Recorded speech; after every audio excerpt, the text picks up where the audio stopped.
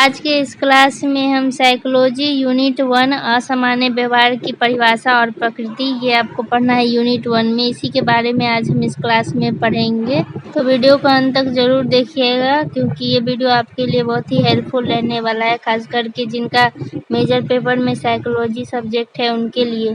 तो चलिए शुरू करते हैं। मनोविज्ञान में असामान्य व्यवहार को समझना जटिल है और इसकी कोई एक सार्वभौमिक रूप से सहमत परिभाषा नहीं है। इसके बजाय मनोवैज्ञानिक इसे पहचानने के लिए कई विशेषताओं पर विचार करते हैं।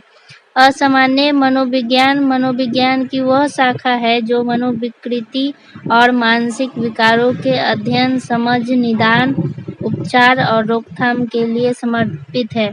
तो अब हम असामान्य व्यवहार को परिभाषित करेंगे। यद्यपि असामान्य शब्द पर बहस हो सकती है, लेकिन मनोवैज्ञानिक आमतौर पर उस व्यवहार को असामान्य मानते हैं यदि वह निम्नलिखित मानदंडों में से कुछ या सभी को पूरा करता है। तो पहला है सांख्यिकीय अनियमित, दूसरा संकट, तीसरा शिथिलता, चौथा विचलन, पांचवा खतरनाकपन। असामान्य व्यवहार का पहला जो मानदंड है वो था सांख्यिकीय अनियमित। तो अब हम सांख्यिकीय अनियमित के बारे में पढ़ेंगे। तो सामान्य आबादी में जो व्यवहार बहुत कम होता है उसे असामान्य माना जा सकता है। हालांकि यह अकेले पर्याप्त नहीं है क्योंकि कुछ दुर्लभ व्यवहार सकारात्मक हो सकते हैं, जैसे प्रतिभाशाली, और सभी असामान्य व्यवहार समस्याग्रस्त नहीं होते हैं। दूसरा मानदंड है संकट। तो संकट के बारे में अब हम पढ़ेंगे। यह व्यवहार महत्वपूर्ण मानसिक तनाव का कारण बनता है। मनोवैज्ञानिक यह शारीरिक दर्द, पीड़ा या इसे अनुभव करने वाले व्यक्ति की बेचैनी, जबकि संकट एक प्रमुख संकेतक है। यह ध्यान रखना महत्वपूर्ण है कि सभी संकट असामान्यता का संकेत नहीं देते हैं। उदाहरण के लिए किसी प्रियजन की मृत्यु पर दुख। तीसरा मानदंड है शिथिलता। यह व्यवहार व्यक्ति की दैनिक जीवन में प्रभावी ढंग से कार्य करने की क्षमता में बाधा डालता है तथा उनके रिश्तों, कार्य, स्कूल या आत्म देखभाल को प्रभावित करता है। इससे खुशहाली प्राप्त करना कठिन हो जाता है। तो ये तीसरा मानदंड था। अब हम चौथा मानदंड के बारे में पढ़ेंगे। चौथा मानदंड है विचलन। व्यवहार सामाजिक मानदंडों का उल्लंघन करता है और स्वीकृत सांस्कृतिक मानक सामान्य क्या माना जाता है यह संस्कृतियों में भिन्न होता है और समय के साथ बदल सकता है। उदाहरण के लिए एक संस्कृति में स्वीकृत व्यवहार दूसरे में विचलित के रूप में देखा जा सकता है। तो ये हमारा पांचवा मानदंड है खतरनाकपन। हालांकि इसे हमेशा शामिल नहीं किया जाता। औपचारिक परिभाषाओं के अनुसार कई चिकित्सक किसी व्यवहार को असामान्य मानते हैं यदि वह व्यक्ति या अन्य लोगों की सुरक्षा के लिए खतरा पैदा करता है। यह समझना महत्वपूर्ण है कि मानसिक विकार होने का मतलब स्वचालित रूप से खतरनाक होना नहीं है। तो हम पांचों मानदंड के बारे में पढ़ चुके हैं, तो थोड़ा सा और इसमें पढ़ना है। तो वो है इसमें लिखा हुआ अमेरिकन साइकियाट्रिक एसोसिएशन द्वारा प्रकाशित मानसिक विकारों का नैदानिक और सांख्यिकीय मैनुअल मानसिक विकारों को वर्गीकृत करने के लिए संयुक्त राज्य अमेरिका में व्यापक रूप से उपयोग किया जाता है। यह मानसिक विकार को चिकित्सीय रूप से महत्वपूर्ण व्यवहार या मनोवैज्ञानिक सिंड्रोम या पैटर्न के रूप में परिभाषित करता है जो वर्तमान संकट या विकलांगत या पीड़ा, मृत्यु, दर्द, विकलांगत या स्वतंत्रता की हानि के जोखिम में उल्लेखनीय वृद्धि से जुड़ा हुआ है।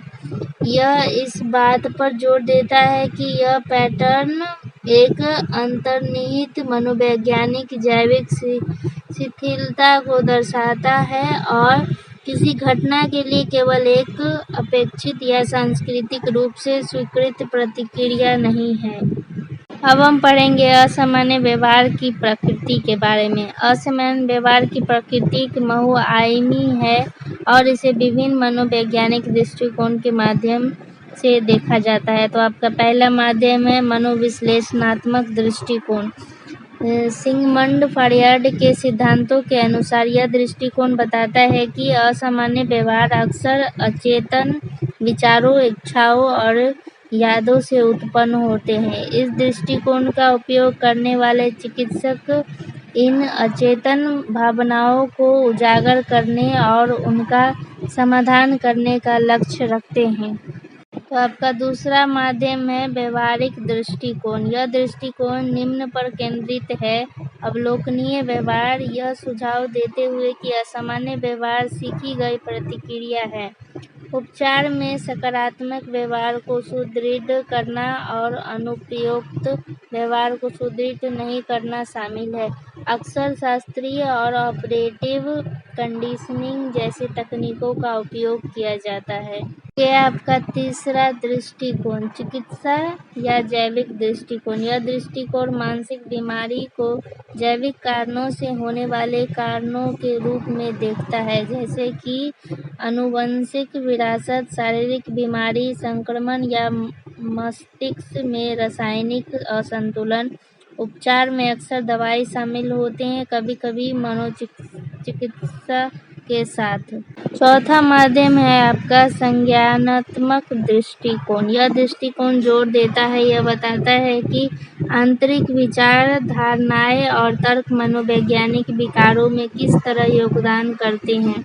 संज्ञानात्मक उपचार व्यक्तियों को उनके विचार पैटर्न या प्रतिक्रियाओं को बदलने में मदद करने पर ध्यान केंद्रित करते हैं, जिन्हें अक्सर संज्ञानात्मक व्यवहार थेरेपी सीबीटी फर्स्ट में व्यवहारिक तरीकों के साथ जोड़ा जाता है।